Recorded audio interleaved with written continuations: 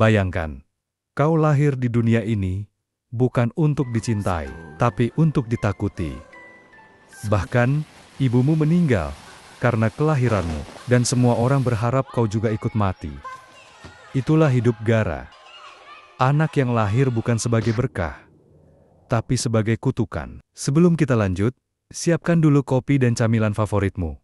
Pastikan tombol subscribe sudah kamu tekan, aktifkan lonceng notifikasi, dan kasih like, biar Nara makin semangat bikin kisah ninja yang penuh makna seperti ini. Dari sejak bayi, ayahnya Kazekage keempat memutuskan menjadikannya senjata.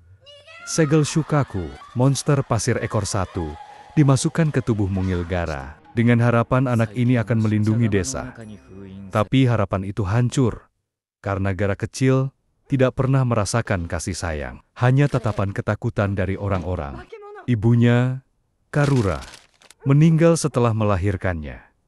Dan ucapan terakhirnya adalah sebuah kutukan bagi desa, karena anak ini akan menjadi senjata. Gaara tumbuh tanpa ibu dan tanpa kasih sayang.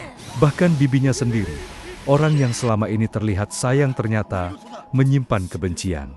Suatu malam, bibi itu mencoba membunuhnya atas perintah ayahnya sendiri. Dan sebelum menghembuskan napas terakhir, bibinya berkata, "Kau tidak pernah dicintai, bahkan ibumu membencimu."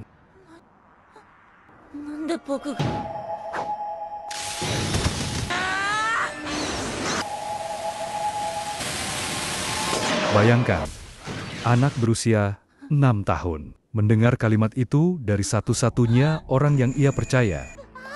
Sejak malam itu, hati Gaara mati.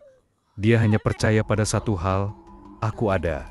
Hanya untuk diriku sendiri. Ia membunuh siapa saja yang menghalanginya. Bahkan tanpa alasan, pasirnya haus darah. Dan setiap serangan hanya memperkuat keyakinannya bahwa dunia ini memang layak dibenci. Tapi takdir punya rencana lain. Di ujung pertarungan sengit melawan Naruto, Gaara melihat sesuatu yang aneh. Anak itu juga hidup sendirian, juga dibenci. Tapi, kenapa dia tidak memilih jalan yang sama? Naruto berkata, "Aku tahu rasanya kesepian, tapi aku ingin menjadi seseorang yang bisa melindungi orang lain." Kata-kata itu menusuk Gaara lebih dalam dari serangan apapun. Untuk pertama kalinya, Gaara sadar ia tidak sendirian dalam penderitaannya. Pertemuan itu menjadi titik balik. Gaara mulai belajar bahwa kekuatan bukan hanya untuk membunuh, tapi untuk melindungi. Dia menempuh jalan yang sulit, menghapus jejak masa lalunya sebagai pembunuh, dan mengubah diri menjadi perisai bagi desanya. Perjalanan ini tidak mudah. Rakyatnya yang dulu takut, kini perlahan mulai percaya. Gaara yang dulu hanya tahu membenci, kini mengerti apa itu kasih sayang. Dan ketika bahaya datang, Gaara tak ragu mengorbankan nyawanya. Saat Akatsuki menculiknya untuk mengambil Shukaku, Gaara bertarung sampai napas terakhir demi melindungi desa. Bahkan jika itu berarti mati, ia tidak akan mundur. Ketika ia terbaring tak bernyawa, seluruh desa menangis. Mereka kehilangan Kazekage yang bukan hanya pemimpin, tapi pelindung yang mencintai mereka sepenuh hati. Gaara bukan lagi monster pembunuh.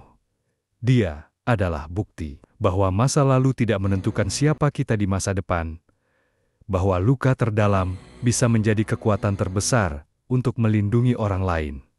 Aku hidup bukan lagi untuk diriku, tapi untuk orang-orang yang mempercayaiku. Gaara. Kalau kamu merasa kisah ini menyentuh hati, jangan lupa tekan like-nya, share ke teman-temanmu, dan tulis di kolom komentar.